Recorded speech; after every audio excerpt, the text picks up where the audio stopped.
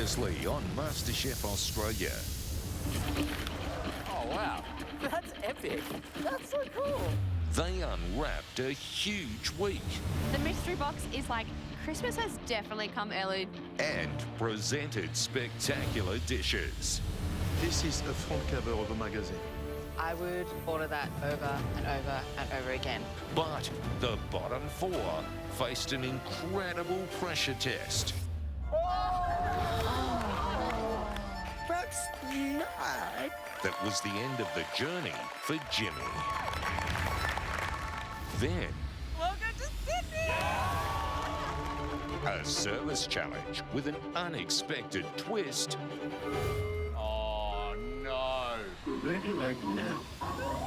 Ended with alarmingly good dishes. This is elevated pub food at its finest. Shiza Monelli, that is a good plate of food. And the orange team won immunity from tonight's elimination.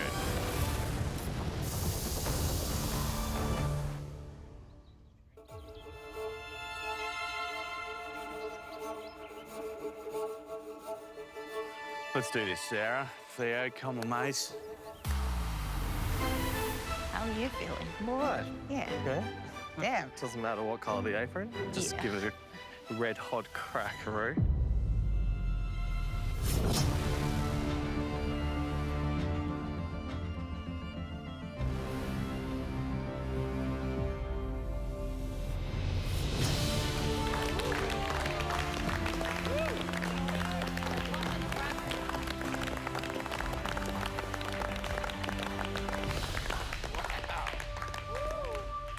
Morning, all.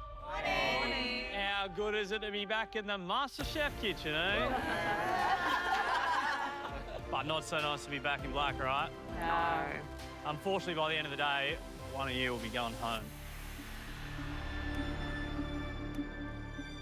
Righto, it is an elimination, but I know you guys are going to be happy with this one. Well. We've brought in a very special guest. He's known all over the world for changing the future of food. He's made his mark through sustainable cooking, turning ingredients bound for the bin into masterful plates of food. He's been awarded honours every cook dreams of, gracing the top 100 chefs list, as well as the world's best 100 restaurants list just last year. I got two words for you.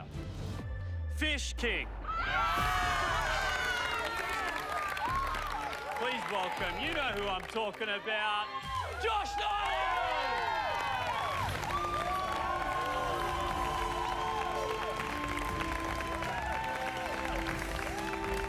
I love Josh. I love everything he's about, his restaurants, his philosophy, his energy. He's just like, he's my angelfish. That's what I'm calling him. He's an angelfish.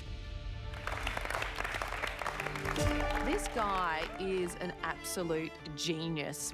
He has changed the way chefs and the seafood industry thinks about butchery and seafood. He really is just such an icon in this industry. For a bad day is going to be a really good day. Josh, how's it going? I'm good. How are you? Really well. Everybody looks sharp. Yeah, so do you. Thank you. Declan, are you blushing? How does it feel to see Josh again? Yeah, starstruck. I'm a big fan of yours, mate. Oh, thank you. Yeah, we can tell. What you've brought to the industry, Josh, has drawn worldwide attention.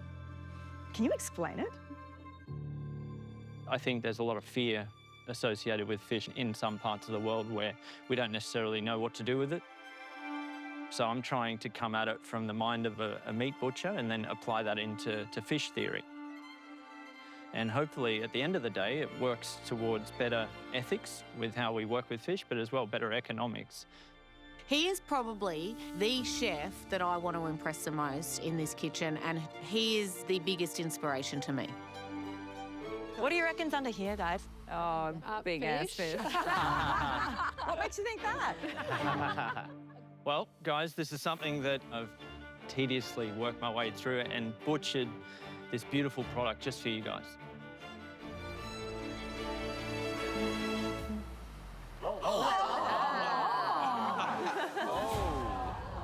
beef. Where's the fish? It's beef, guys. That is very unexpected. It's not what I expect at all. I'm expecting a big tuna and there's cuts of meat. A rack, I can see mince, I can see flank. Yeah, not what I was expecting. Is it actually fish? Yeah. Beef and fish are actually incredibly similar, and I'm going to show you how. All right. Oh, yeah. Oh, wow. Oh, my gosh. Tenderloin of yellowfin tuna, the trussed, and pretty much cherry-picked the best bit right out of the middle. And then at its opposite, we've got the beef tenderloin. Texturally, you're achieving a similar outcome. They're soft, they're buttery. You don't have to chew too much. That is beautiful cut. Next one. This is the very, very sinew-heavy tuna tail. And so bringing some value and reverence to part of the fish that, you know, might just get lopped off and pushed aside. Because as you can see, there are a lot of heavy sinews that run through that. But if you actually think about the potential of what that could be in terms of cooking, and would you slow cook it? Would you glaze it? Would it go sticky? Would it go crispy? The next one, we've got this extraordinary beef flank here. And then on this side, we've got the yellowfin tuna belly. All the muscle fibres that run through that tuna belly and all the fat that sits in between. So intramuscular fat gives you, you know, the pleasure of eating, really. Next up, ossobuco. So this is cut on the yellowfin tuna higher up on the tail. Very similar to then our meat ossobuco on that side. It's amazing. Oh, it's crazy. Next cut. You ready for this one? All right. Oh, that looks insane. Stop it. Gosh, that's amazing. This is the yellowfin tuna ribeye. Been left on the spine of the fish, and now this has been left to age and mature on the bone. So like this beef ribeye, we can see aesthetically the similarities here. And if you've got shelf life, then you get savoury flavours, glutamates developing within the fish during the aging process, then gives spectrum for all sorts of savoury, meaty ideas. This is crazy. Sirloin. Ooh. And lastly, we have the ground yellowfin tuna. Just like the ground beef on this side that all of us grew up eating, lasagnas and bolognese, just here we have the ground yellowfin tuna. So just like all of these beef cuts that we're all very familiar with, I've mirrored them with my selection of yellowfin tuna cuts. My brain is just going I crazy. know.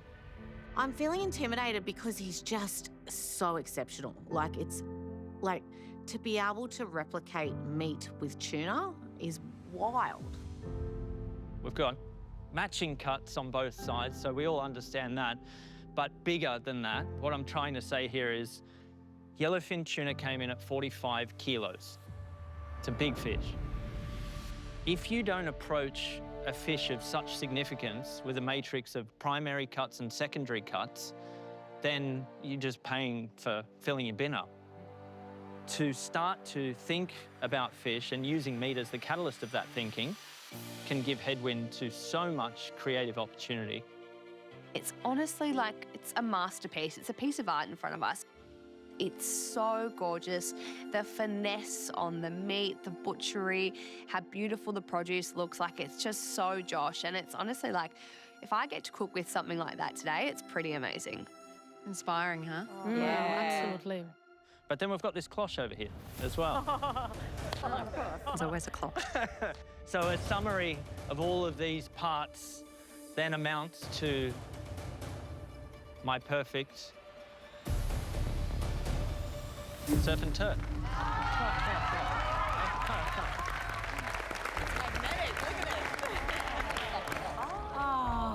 Can't have steak without condiments. That is stunning. So surf and turf. In front of us here, the yellowfin tuna ribeye next to the beautiful sirloin on the bone. So a side-by-side comparative of the two. but surprisingly incredibly delicious together. Yum. Yeah. Yum. Wow. Now, you've seen Josh's surf and turf. Today, we want you to show us your interpretation. We're giving you 75 minutes. The pantry and garden are open, and you can use any protein and any seafood you like. Personally, I've had my hands in the pantry and I've made sure that there's no prawns because I don't want a Scotch fillet with a prawn on top.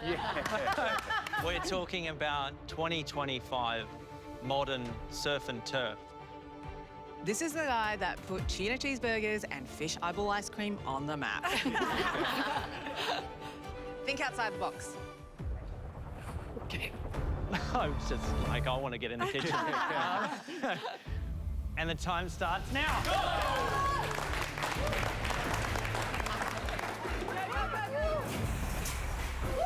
Sorry. So many lovely things. Excuse me for reading. I hope so. When you're in the black apron and you step into the kitchen, there's always that thing in the back of your head, maybe this could be the time that I go home. Go, Timmy. So if I'm going to do a dish today that's going to wow the judges, I've really got to bring surf and turf into 2025. Temperature's on. We are on. I think she's doing a dessert. Black Apron Day, and it's always a difficult day, but I came back into this competition to push myself to really create dishes that speak of my personality and are me and things that I'm creating and new and different. So I want to channel a bit of Josh Nyland today. I want to spark a bit of conversation about my dish. It's kind of a version of an old school dish, a carpet bag. Traditionally, it's oysters stuffed inside beef and wrapped in bacon, but I'm doing a totally different version of that. It's a little bit wild, actually. So I'm doing an oyster ice cream, and I am serving it on top with a beef tartare with a bit of guanciale. I have to get this oyster ice cream on, and none of the oysters are shucked, so I have to sit and shuck about 20 to 30 oysters.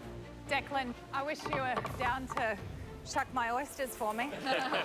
Just throw them up, we'll get them sorted. Yeah, thanks. They'll come back empty. I'm going to be like an oyster shucking professional by the end of this. Not starting off that way, but... I feel like if I can pull this off, I can impress Josh Nyland, and it's definitely right up his alley. Oh my gosh, how long is it going to take me to do all of these? Yes, Ree. Nice work, mate. How much meat have you got there? Not enough. When I think of surf and turf, I think of Dino. It was our very first date. It was actually the dish we ate, both of us, on our first date 19 years ago. It went well. He's still there. It was that good that we kept going back every year on our anniversary to have surf and turf. Today, I'm doing a Asian beef broth with lobster wontons. The surf is in the lobster dumpling, wonton, and the turf is in the beef broth. Bloody need my glasses. Shit. Well, I've actually cooked for Josh before when he was in the kitchen, and I got like a top dish. So today I'm really wanting to impress him. I have issues because I can't see. Glasses? I can't see. Take my glasses. Oh, thank you. I want to show Josh what I love to do, you know, wontons. It's what I love. I eat thousands of them all the time. I just come back, yeah? I like my wontons. Very simple. I don't really venture out because I bloody love a classic wonton. Last time Josh gave me a high five. Today I want a high 10. Thank you for your glasses. It's all right, anytime. I forget that I'm getting old. No, you know. I love everything about this challenge so much. We're asking our contestants to recreate surf and turf. This, for me, is what MasterChef is all about. It's about what's happening in the food industry. It's about people who are cooking progressively in ways that have never been seen before. surf and turf. It's not a modern idea. It's one that we know and feel comfortable about. But it's such a special thing. Yeah. So I want to see and feel something special. This reimagination of it is what we're looking for. Old school but modern execution. Yeah, that's it. Yeah. I think your challenge is very much like a double-edged sword. You can be a beef expert, but the sauce has to be connected between the two, the fish and the meat, and also the way you assemble everything together on the same plate.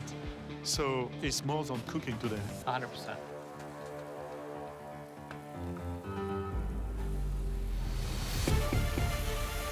Let's go, guys.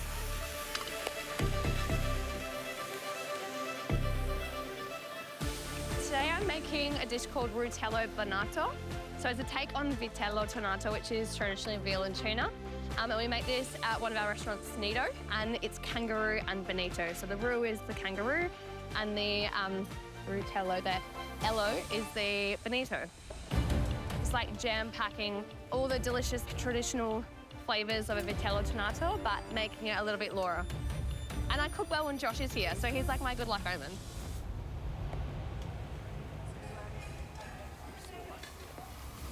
Have you made this before, Dash? Hell no. What? Oh my God. Wowee, Dash, I'm loving that. Thanks, Andy. I'm loving that. The level of competition between last season and this season is, you can't even compare it. Honestly, the dishes that I'm putting up this season, that last year would have got me top 3, maybe top dish of the day, I'm either middle or lower. So I really want to push myself, to be creative, to challenge myself in being innovative and not just like sit back and be safe. Dash. What's happening? Brown sugar. Yeah. Yes, we're going surf and turf dessert. Surf and turf dessert. Why not? It's Elimination Day. Yeah, so we're going a bone marrow sticky date pudding, fish sauce butterscotch, caramel. Okay. And yeah, playing around some visuals as well. I want to do some like orange caviar pearls as well. Woo! We always want contestants to push the boat out, especially when this man's in the kitchen. Yeah. But risk. What kind of boat are you driving? Yeah, I do feel like I'm either going to be right at the top or right at the bottom today, so. Yeah.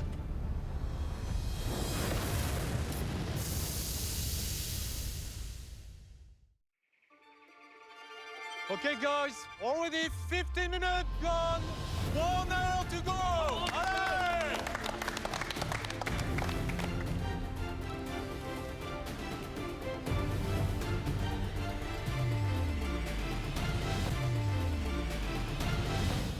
Oh my God, that is so...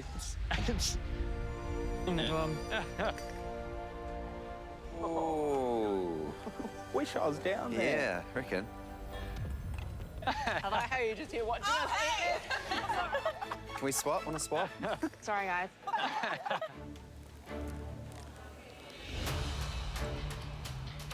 Enough spices? I'm trying my hardest to keep smiling right now, but I am so fully panicking as soon as I heard surf and turf. Surf and turf does not belong in the Middle East, or never has. I don't think it even exists to my knowledge. So today I want to play it up to my flavours and hopefully I'll be able to execute well. So today I've decided I'll be using scallops for my seafood option and I'll be using lamb rack for my meat option. And then I'll be combining that together with a beautiful Moroccan mourabia salad. I could bring some of the Western me into the Middle East by doing something like this. I want to be smart by choosing lamb because I know I can cook it quickly and I can pack in ultimate amount of flavour in there. And the scallop will be my sweet element to this dish. I think I'm hitting the brief today, but I'm hitting the brief in a safe way. I do not want to go home. Let's just see what happens, because there's definitely not a plan B in action at the moment. Going scallop and chicken. Dry scallops and chicken jus with it. Dried scallops in a chicken sauce. Yes. That sounds delicious. Thank you, chefs. Appreciate it. Pork and marron meatballs. Pork and marron Wow. meatballs. I'll have the marron claws just sitting delicately on top. So Nice. going for a bit more refined today. Yeah. That's a big squid. It's huge. I'm going to be stuffing that with some pork mince and doing a sauce. Going to be sitting on a corn puree. Wow. Wow. Okay, guys, 45 minutes to go. Good luck.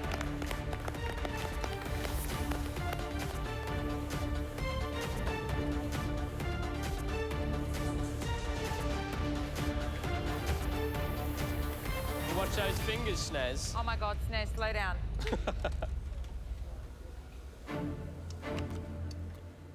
You're smashing through those oysters, Sarah. I need you down here. Final oyster done. I do not want to look at another oyster for a while. So oysters are done. Now I need to get this oyster ice cream into the ice cream maker before I can start my beef tartare. I'm making a creme anglaise. My egg yolks. I'm using dextrose in there just to get the consistency right, but I don't want this to be sweet. And cooking that till it gets to 84 degrees. And then I want to mix that with my oysters. So the oysters, I'm keeping them totally raw and blending them into a puree and mixing that together with my creme anglaise. This oyster ice cream is a big risk, but I don't want this to just be a really subtle oyster ice cream. I want to go hard on that oyster flavour. If I'm going to be experimental, then I'm going all the way. This is oyster ice cream, then I'm definitely going to make it taste like oyster ice cream. So ice cream, sweet or Yes. savoury or somewhere in between? No, it's I Savoury. have got a little bit of sugar in there, but dextrose, so it's strong oyster. Oyster ice cream. What do you think? That's a finish first or... Finish? Don't or say I'll that. walk you to the door. Oh, Sarah Todd. don't. I just got scared. Oh my God. Oh my God, okay.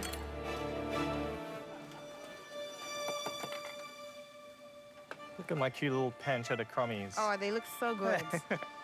You're coming back to your desserts. Are you not confident today or what? I'm confident. I'm Oh, feeling you're good today. super I'm confident super with confident dessert. today. Yeah. My bone marrow sticky date pudding mix is done. It looks really good. This needs to rise and be nice and fluffy, and I'm only going to find out once it cooks. Theoretically, this dish should work on paper. Using animal fats in puddings, it's been used traditionally in British cooking, and there's a reason for it. The melting point of animal fats is a lot higher than butter, and it actually lets the pudding rise and set before that butter melts, so you get a really fluffy texture from your pudding. So that's that turf element. Now I need to focus on that fish sauce butterscotch to make sure that that surf element is there. Fish sauce in a butterscotch sauce, it sounds weird, I know, but that salty sweet actually enhances both of those flavors and it keeps you going back for more, and that's what I want. I want to get that umami from that butterscotch to stop it from being super sickly sweet. Come here. So are you sweating? I can see you've been thinking a lot. Listen, you confident? Yeah, feeling good. Texture's gonna be okay? I hope so, yeah. I've got time, so I want So to you got crispiness, obviously, and the softness that. of the sponge. That's right, yeah. Well, if this works, I tell you what. Thank you. Thanks, Chef. Respect. Go, Theo! Go, Theo. Everyone is working at 1,000,000 miles an hour. I'm actually running today. I'm in a plot. The brief today being creative, surf and turf. Josh has thrown a spanner in the works. It's one thing to have an extraordinary plate of food that tastes delicious. Yeah. But then how do you amplify that more into a realm of look at me, look at me? Yeah. Has shown that he can use fish eye and custard tarts and make ice creams using the gelatinous parts of the fish. And he's asking everyone to be that creative. I'm really excited to see what dishes come out of today. Nice, Riri. For my lobster wontons, the beef broth is in the pressure cooker and my wonton dough is resting for 20 minutes. And now I'll get onto the lobster filling. I like my wontons to be quite stock standard seafood meat, you know. It's like my thing. So I'm actually like feeling okay. Rhiannon, G'day, g'day. what is the dish? So I'm doing like a my Asian style beef broth Okay. with lobster wontons. Right. Just beef in the broth. Yeah. Okay. Yeah, so it's going to be really beefy. Righto. So, like when you eat it, you've got the beef flavour and then you've got the surf in the wontons. Okay.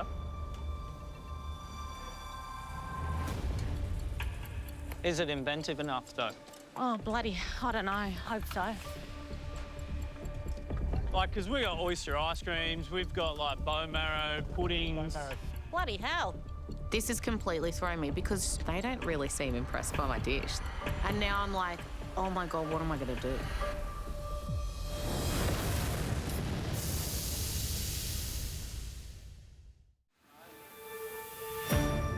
Well, as it should be, there is some creative minds out there just going hard, and I absolutely, absolutely love it. I'm super excited about Sarah Todd. With the oyster ice cream. Let's see how that all goes. Dash, he's going for the So good. go hard or go home Love it. approach, and he's the only person doing a dessert. I kind of love it because it's love very it. my style of Yeah. competing, so I relate to it. Because he's doing bone marrow sticky day pudding. Sticky day pudding. Yeah. Yeah. And then he's got the fish sauce carrot. Yeah. All the elements and the textures that he's using work. Yeah. So it's just whether he can balance whether it just tastes like fish and meat in a Yes. dessert in a not good way. Yeah. The one that we're kind of worried about, Yeah, Rhiannon, she's doing like this lobster and beef broth. I think she chose the easy option, which is just a lobster filling in the wontons. and what else? I just think it's a missed opportunity. Oh, all right, man. Are you all right? I don't even know what I do. And I'm in a complete spin. How am I going to supercharge this dish? How am I going to change it? What am I going to do? Remember, you end up in the final once. I hope so. There's so many amazing cooks this season. So I've really got to ramp up my dish. Just keep going, yeah? Yeah, that's what I'm going to do. I've got the beautiful fresh lobster. I've only got it in the wonton filling at this point, so I'm thinking I'll put some of it in the dough. So mince some lobster meat, and then I knead it into my dough. Do you need a bit of flour? Yes, I do, Chef. Where is it? It's just there. Where? This is Josh Nyland. It's Elimination Challenge. Thank you. I'm just gonna go for it. I'm chucking it into the wonton skin and hoping that supercharges the flavour. Yeah, I've added lobster to the dough, and it may change the consistency. It feels okay at the moment, so hopefully when I boil it up, it's still okay.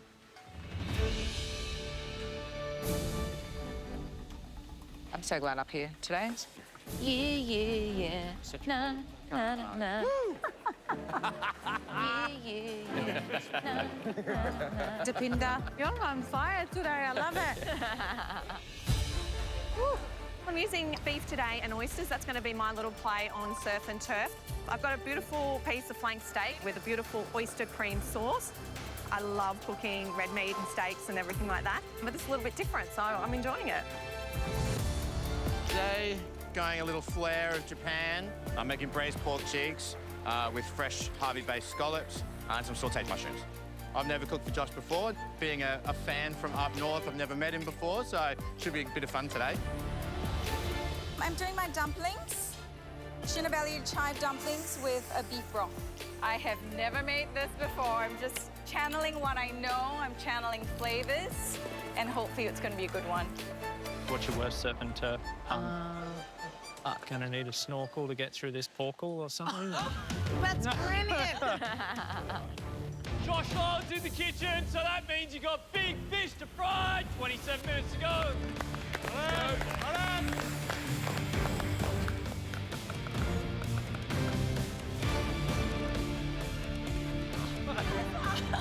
Can we come run with me? Yeah, let's do it. You come here and talk to me? My surf element in that bonito mayonnaise is done, and now I need to crack on to the turf in that kangaroo. I need to get the kangaroo out of the blast freezer because I want to cook this directly on the hot coals of the hibachi. Smart technique was that. Thank you. So she's frozen the kangaroo, right? And then she's put in the frozen solid kangaroo straight on the coals. Oh, wow. So it's gonna be like this very thin layer of like charred, smoky outside, but then perfectly raw in the middle. I want to sear the outside, get it nice and charred, but still make sure the inside is quite rare. I'm really happy. I think everything works together. I've made this dish before. I know it's delicious. Customers of ours love it. But today, my customers are the judges. Laura. Hello, Josh. Laura. G'day, mate. How are ya? Good. Bit of kangaroo. Yeah, kangaroo and bonito. Oh, wow. Yeah. So it's like a take on vitello tonato. Yeah. I'm calling it rutello bonato. You're pretty chilled, right? You sound very relaxed. I'm very Yeah, relaxed. Is it going to look exactly the way I think I'm looking at it right now? Yeah, it's gonna put like Straight up. mayonnaise on the bottom. Yeah, the so you're diced relying upon kangaroo. the idea of kangaroo and bonito and calling it something really interesting and unique to Yeah. get it over the finish line. Yeah. I'm too boring, is that what you're saying, Josh? No, I'm just saying. I'm being too boring. I love it. Thanks, Good luck, guys. Chef. I didn't say a thing. Love you both so much. Mamma mia. I know this dish is gonna taste delicious. Like, I know this dish like the back of my hand. But it's now like, what can I do to take it to the next level, to really impress Josh and the judges? What can I do to make this dish go wow? I'm feeling a little bit stressed for time at the moment because it just flies. The shucking oysters part took so long. The oyster ice cream's now in the ice cream maker. I move on to my steak tartare. I take my fillet and cut it into beef dices. I'm adding in all of my other flavors, some shallots, some chives, some parsley, guanciale. I want to add in some spices in as well. I want this to, have a little bit of the hints of spices coming through, texturally those elements, a nice mouthfeel. But most importantly, I want the beef to shine and the oyster to shine so that that all kind of comes together. I think this is a really important element of this dish. So just want to focus on the flavors of this part.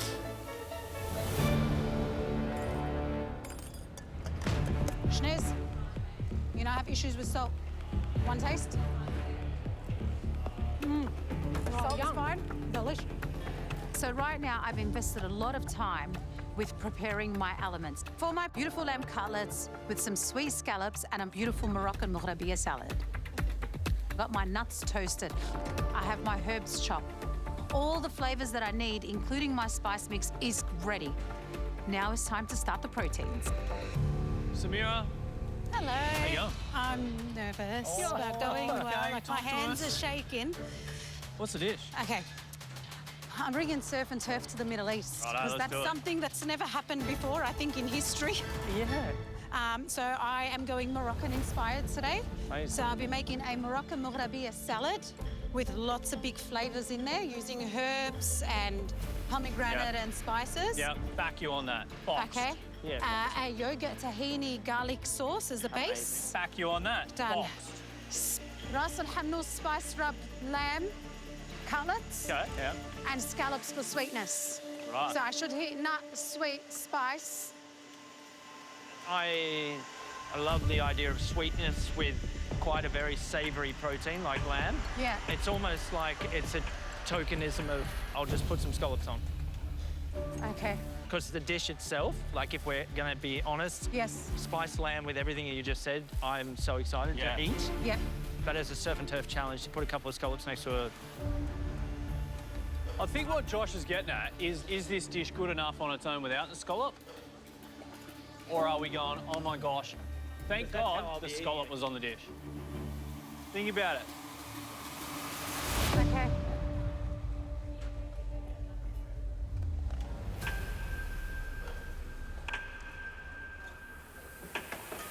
I've frozen. I'm thinking in my head, he is so correct with what he's saying. I'm looking at the clock, there's just 20 minutes to go. I don't know what I'm gonna do.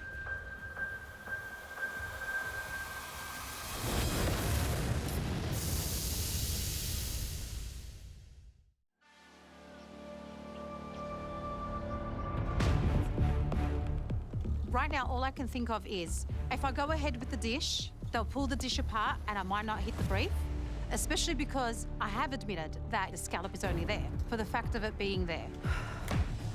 So I've made the decision to scrape everything off and start fresh. Hello, beautiful.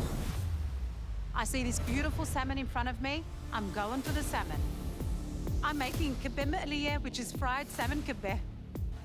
I've had to deviate my plans. So I'm keeping my other stuff as it is, see what I can use that I've already cut up. And I'm gonna attempt a salmon fried kibbeh. So that will be a salmon outer case with the bourguignon wheat. And then encased in it will be all of this, plus mincemeat filled in. It'll get deep fried, look like a little footy. When I usually make kibbe, we take our time with it to bind it and get the right pasty texture. If you do not get the right texture, you risk it being too dry, or you risk it cracking and falling apart while you're frying it. But I'm in deep. I need to do it. How you going, Samira? We'll find out in the end. How's it looking, Snesh? Looking good. I live rock salt. Why do the scallops look so weird? Oh, the chicken.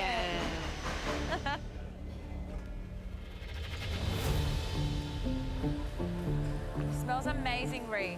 Thanks, Sally. Tastes pretty good. I'm trying the beef broth, and I'm really happy it tastes beefy.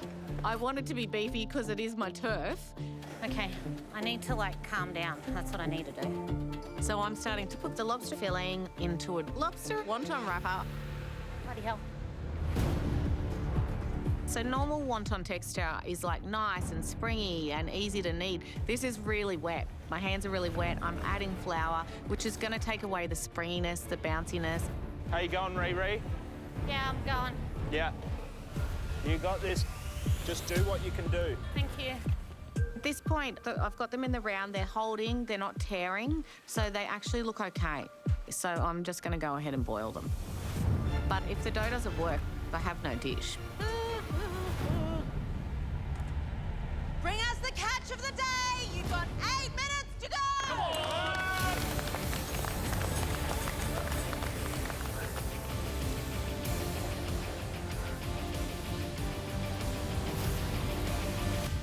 Holy sugar me timbers. 5, 4, 3, 2. You going okay, Dash? Going okay. Yeah. I've got a couple of little mini testers. They came out great. I do want to serve up the bigger pudding because there's 5 of them. My butterscotch is done, fish sauce. I'm just working on a creme anglaise, kind of like a custard. My orange pearls are done, my crumb's done. Things are tracking really good. Honestly, the last thing to do is plate up, make sure the balance of flavours is there. There's some real big, bold flavours in this dish, so I just want to make sure it actually tastes good. Got a generous amount. Bone marrow sticky date pudding. My fish sauce, butterscotch sauce has been infused into it, and I sprinkle over some pancetta crumb for saltiness. I just hope the judges see this dish in the same way I do. Let's go, Doshi. Oh, yeah, baby. Expecting big things. You've got 3 minutes left. Come on! Big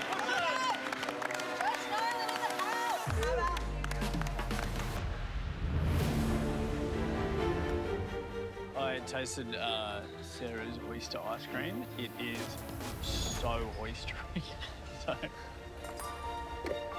he's not playing hide the oyster, that's for sure. I'm really happy. I know that the oyster ice cream could be really confrontational, but I'm proud of my cook and being experimental. This is, you know, what I came back into the kitchen for. You got olive oil, Shnez? You got You're it. the best. You know Thank me. you. I can't believe I managed to get my salmon mix done in such a short time frame. And then I'm using the mince. For the filling of my kibbe, within a kibbe, you technically have 2 textures, the crusty, crunchy exterior with the surf, which is the salmon, with the moist interior with the turf, which is beef. That's full of flavour. I've got the kibbe in the oil. You're doing really well, babe. I need to rotate this kibbe to the other side. Okay. If I see cracks in there, if this falls apart, it could mean my time is up in this kitchen.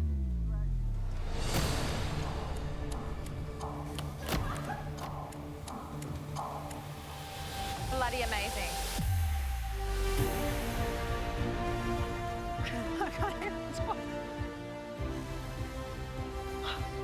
I am so satisfied right now. It's crispy and it's held together. I am over the moon. Deviating halfway through is one of the most hardest things that I've done.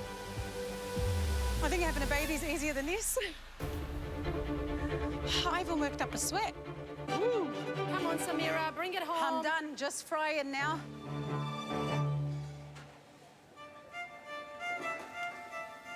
I'm trying to add as much flavour and different little textures and pops to this Rutello Bonito to make it more interesting than the classic version of. So with my bonito mayonnaise smeared on the plate, and on top of that, you've got this perfectly cooked kangaroo. Then you've got the capers that are in brine. I've got fried capers, crunchy, salty shallots, pickled shallots, fried shallots. I've got the botarga on top. And that's just the mouthfeel that wants you to go back for more and more and more. It's a treat to watch you cook, Lo. And I just want to add a little bit of Josh Nyland flair. So I'm going to add the element of smoke to really add that extra smokiness to this dish. Okay, 1 minute to go! Come on, come on, bro!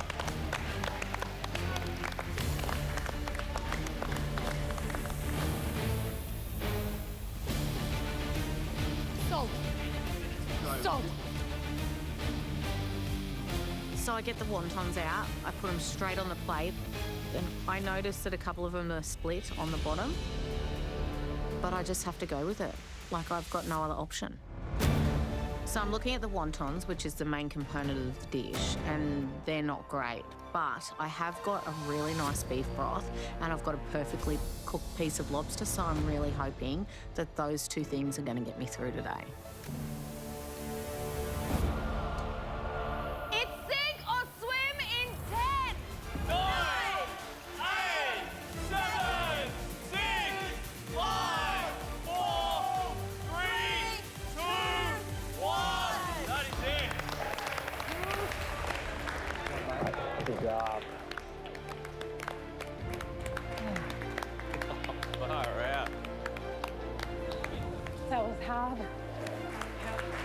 Oh, man, that was chaos.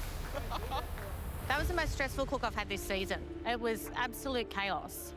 I'm just hoping that Josh doesn't go, you're not getting a high five, you're not getting a clap, actually you're going home. Like, that would be actually my worst nightmare because I really, really want to be here. And that was tough.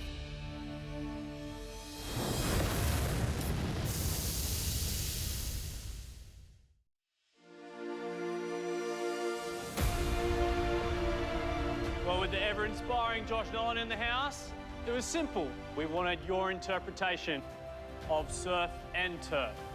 Or was it? We're about to find out because the first dish we want to taste belongs to Laura. So much doubt, honestly, walking this dish up to the judges. I know it's delicious. I know this dish works. I've made it hundreds of times before. No one panic. But is it too polarising or maybe even too wacky? Maybe stitch myself up on Elimination Day? This dish could send me home. Whoa. It is effective. Yeah, were you saging us? Planes in the air. Wow, Laura, what is this? This is Rutello Bonito, and it's a take on Vitello Tonato. What was the purpose of the smoke? I just wanted to accentuate the kangaroo smoke flavour, but also you two were giving me some stick about me being boring today, so I just thought I'd give you a little pizzazz. So do you think this is better than the original? Or I'm going to upset a few Italians if I say yes. So I think it's just as good as the original, Jean-Christophe. Okay, Laura, we're going to try your dish. Absolutely.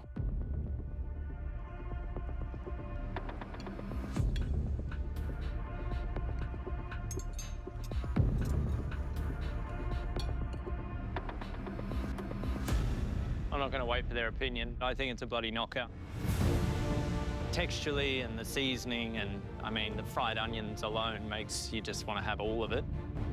The balance of the sea and the land come together beautifully. It sounds obnoxious, but it does. There's this underlying minerality that's met with the gaminess of the roux that's really special. And the top note of smoke adds to the depth of savoury quality. So kudos to you. It's killer. Thank you so much. Laura, it's a really lovely dish. Love the roux. Texturally, some raw bits, some that are really beautiful and charred. Beautiful, crispy shallots on top. And then just that lovely hit of salt from the capers and the botarga. and also loads of acidity, which just ties everything together so beautifully. It is such a lovely dish, and I could just keep diving back for more and more. Very, very good. Thanks. Laura, this is an extraordinarily well-accomplished recipe. Thanks. From the bottom to the top, from left to right, it's just perfect. What is interesting is daring to use those combinations and to end up with something which visually is nothing like spectacular, but when you go to it, it's just phenomenal. Yeah. How much more can you produce? I mean, I can't wait, but this is sublime. Thank you so much. Well done to you. Thank you, Well done, Laura. Christoph. Thank you. Thank you. Thank you. Yes! Next up, Samira. Good job, Samira. Thank you. Good job, girl. I'm feeling so anxious.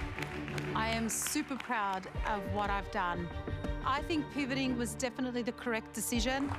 Pushing boundaries through Middle Eastern techniques and through Western foods. And if it isn't enough, that's okay. I'll accept it with grace, and I will go home proud of myself. Hey, Samira. Hello. What's the dish? Salmon kibbeh.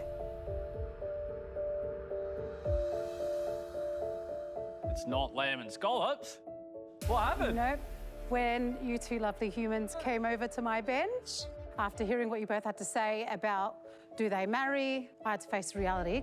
I was trying to pick an easier way out to be safe. And so you flipped to this. Salmon kibbeh. Right. That is pretty courageous. Changing your whole dish. That's Yeah, massive. pretty much. So the question is, has this pivot paid off? Fingers crossed.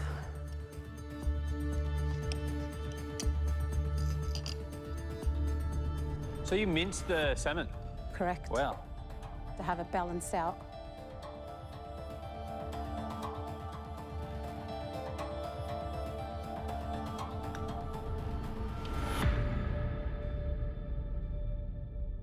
Samira, well done. This is great. To come up with something at the last minute with this, and to do it so well, to mince salmon, and to cook it with minced beef, and to end up as a heart inside those lovely kebab, it's just your tiny yogurt, pomegranate, the texture. It's a cushion of flavors and pleasure. So it's been an honor to enjoy this. Thank you. Thank you. I think that this kibbeh is the start of something really beautiful and really exciting. I had memories of salmon patties of my childhood. I think you could go harder on the salmon to give a little bit more fishiness, to lean into that oiliness. You blow me away. It's wonderful. Thank you. When you talk about a primary cut of lamb going with a luxurious scallop, it doesn't do much for me because I know it's going to be great. For me, what makes me so excited is you're using essentially secondary cuts. This dish becomes something that a fishmonger, a butcher, somebody in a deli can grab onto this and go, hey, all the tails or all the collars or all that ground beef trim and stuff, why don't we make that kibbeh that we saw on MasterChef? We could sell that and we could get a return for what is otherwise going to go to the wayside. Overall, incredibly intelligent and impressed. Well done. Thanks, Samira.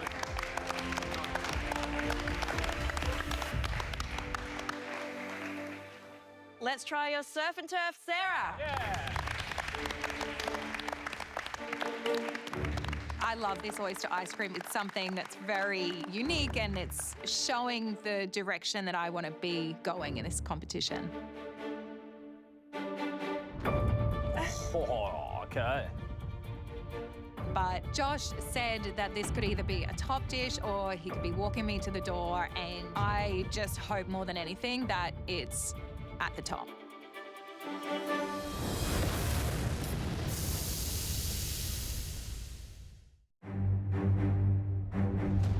Sarah, what's your dish? Beef tartare and then oyster ice cream on top. Oyster ice cream on steak tartare. That's a huge move. Josh, what's the key to a good fish ice cream? Fish ice cream. It's interesting, but provocation's a wonderful thing. It's just you got to temper it with something else that brings some comfort.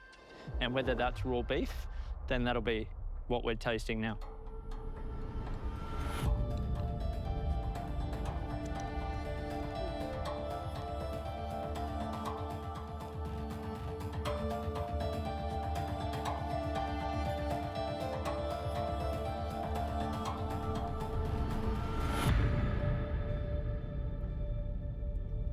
This is the Sarah I've been waiting for. Oh, God. I'm so proud of you and I'm so happy that you've zoned in on this challenge. That is risky, that is skillful. It is the perfect dish for this challenge. It's two things on the plate, and one is surf and one is turf, and they have to marry. And that marriage is a long, beautiful marriage. Degree of difficulty, 10, execution, 15. Oh, that is so stunning, well done. Sarah, I treasure you for what you just achieved. It is... Oh. What I've enjoyed the most is fantastic ice cream. You can smell the oysters. Punch and clip, banging on you, saying, take me, it's fresh, it's sublime. Well done. Hats off to you. I loved it because you've managed to take a few different dishes from French cuisine. And I think all of that's held together very, very intelligently by the flavors of steak tartare. So oysters and beef together are no longer oysters and beef. All of a sudden, you're just in awe of what's happening. Sarah, I said you would either finish first or I would walk you to the door myself. No pressure at all. And I'm definitely not walking you to the door, so well done, mate. Thank you so much. Oh my God, that's amazing. Wow. Fabulous.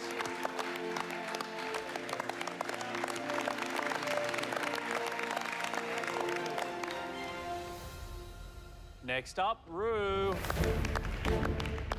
Lobster tail with oxtail, hondashi emulsion, and finger lime. It was delicious, right?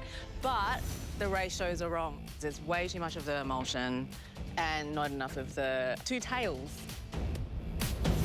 Snez, you're next. So this is my scallop wannabe dish. I have scallop, chicken, mushrooms, and beautiful apples as well, and the dry scallops and chicken jus. If I were to do that dish using your ingredients, I would have given 3 or 4 scallops. Yep. And then that sauce, put more dried scallop into it and just serve that. What's there right now, just gives us surf and turf, just. Yep. Let's go, Tim Bone. Today I've made for you pork and marron meatballs with broth and a shallot and fennel puree. Tim, I was praying that I wouldn't be playing a game of where's the marron, but I am, unfortunately. The marron is so delicate, and when it's paired with pork belly meatballs and, a shallot and fennel puree, it's so difficult to get any of the marron, which for me is a worry. Thanks so much, guys. Right, next up, please, Rihanna. Walking into the kitchen this morning, seeing Josh, I was like, you know what? I'm going to show him what I'm made of. Hello. Hi. Would you please finish it, please? Yeah, sure. Just a little bit of beefy sauce. And now I'm thinking, you know what? I could actually be going home. So, Rhiannon, please tell us, what is your dish? It's a lobster wonton with beef sauce. You worried? Bloody oath, I'm worried. Yeah.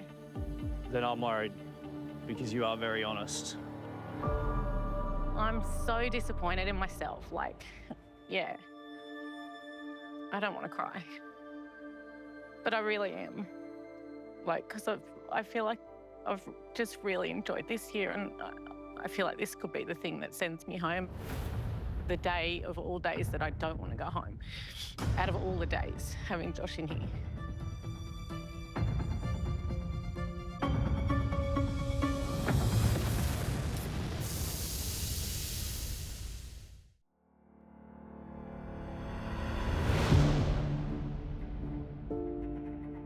You worried?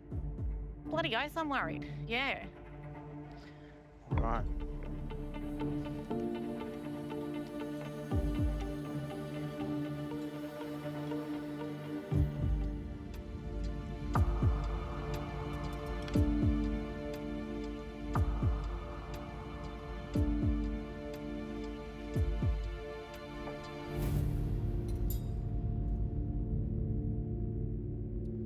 It was definitely a different you today that we saw in the kitchen.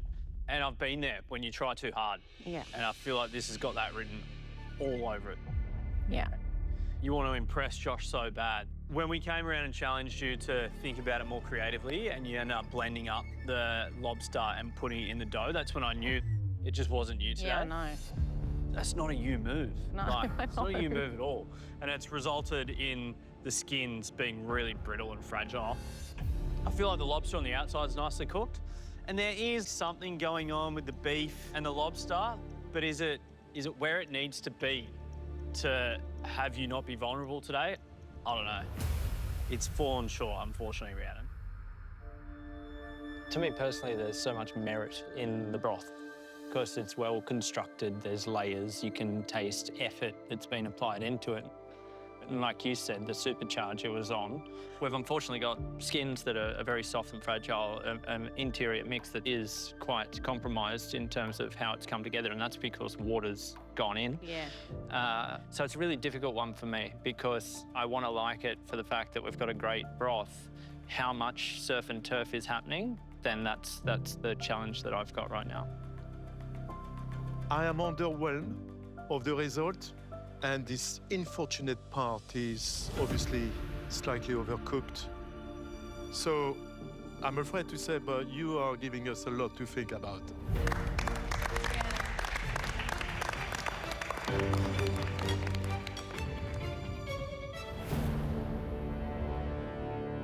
Next up is Audra. Today I've made tuna belly and chive dumplings with a beef broth and shaved tuna. Audra, I think it's delicious. Textures are really nice. I'm almost shocked that the tuna belly actually works quite well as a filling. Jamie. Glazed pork jowl with raw scallops, beautiful sautéed mushrooms, and a little shiitake dashi. The pork is cooked really beautifully.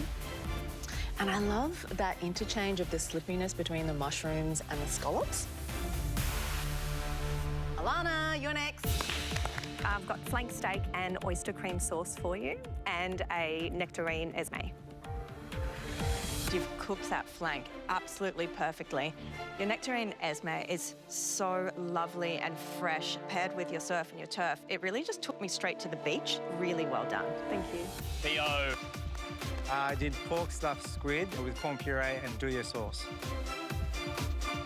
I'm actually really impressed at the texture of the squid. Quite tender, and do your sauce. It's really nice. Last one, Theo. Thank you. It's time for dessert. Dash.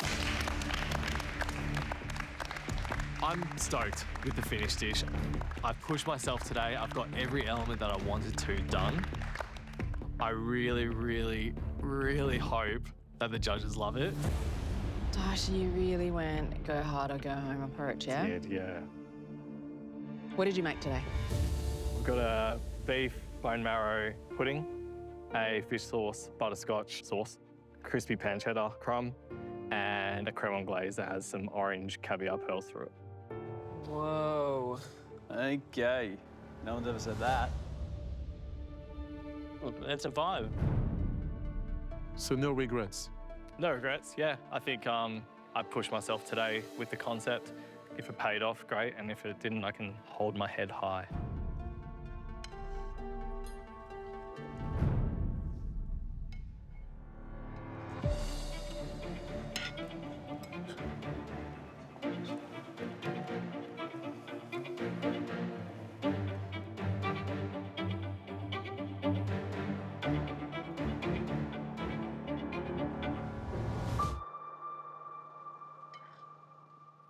Dash, Dash, Dash.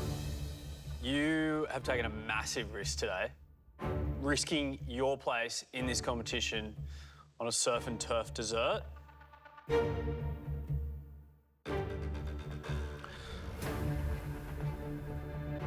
And I'm a little bit worried for you.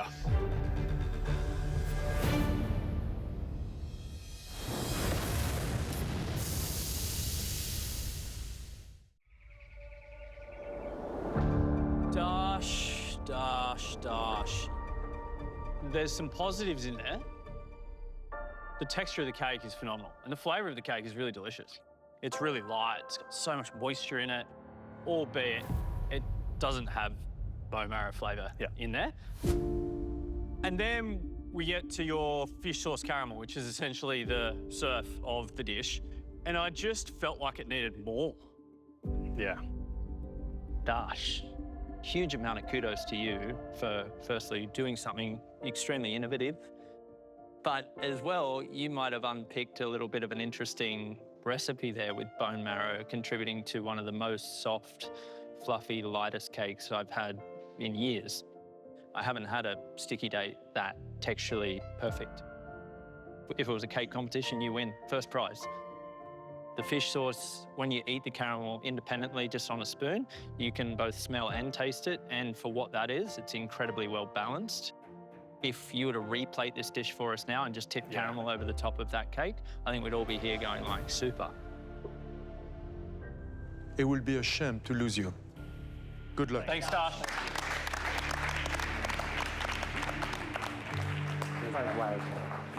Thanks.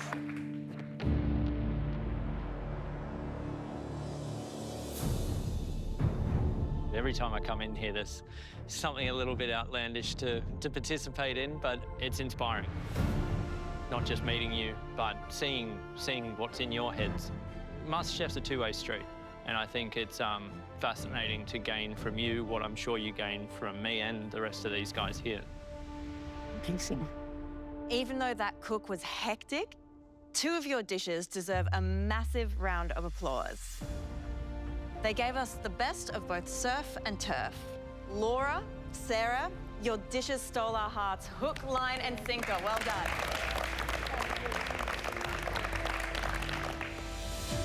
Right, unfortunately, this is still an elimination. We were looking for a bottom dish. If I call your name, please step forward. Ray. Yeah.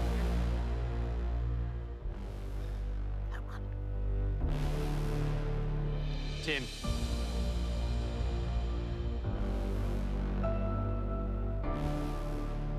Dash.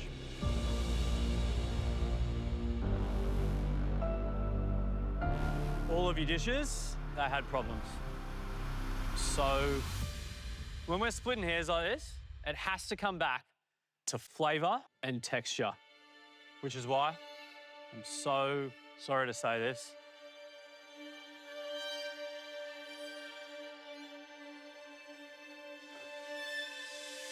Bree, Yeah. I'm sorry, you're going home. Yeah. I knew it.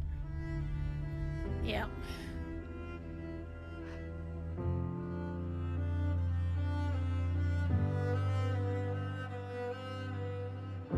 Riri. Yeah. This breaks my heart.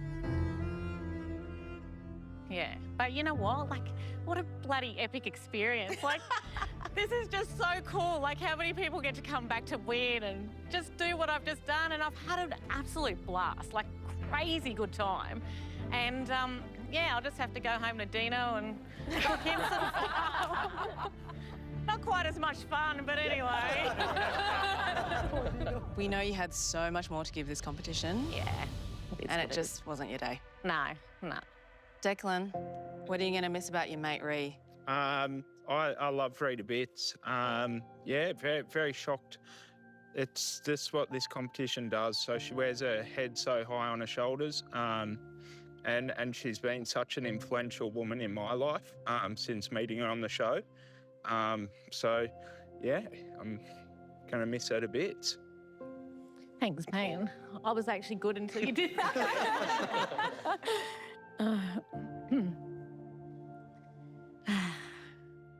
Ree, as much as we love you, sadly, it's time to say goodbye. Yeah, no worries. Come on. Thank you so much. Absolutely. Absolutely. Thank you. One day I'll cook you something nice.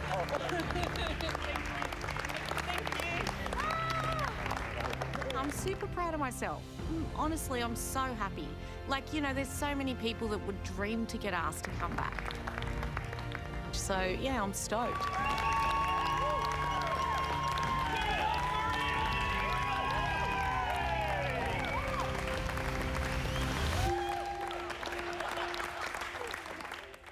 This week on MasterChef Australia, Please welcome Easter Yeltan Ottolenghi's protege brings a mystery box ×2. What the hell is in that mini box? I could be in big trouble. And Please welcome Blaine Burton-Cho! it's a pressure test ×5. You will all be recreating Blaine's dessert, not once, but 5 times. And then Where am I going? Where am I going? Where am I going? it's a team relay ×1,000. Whoa, stay out of the way.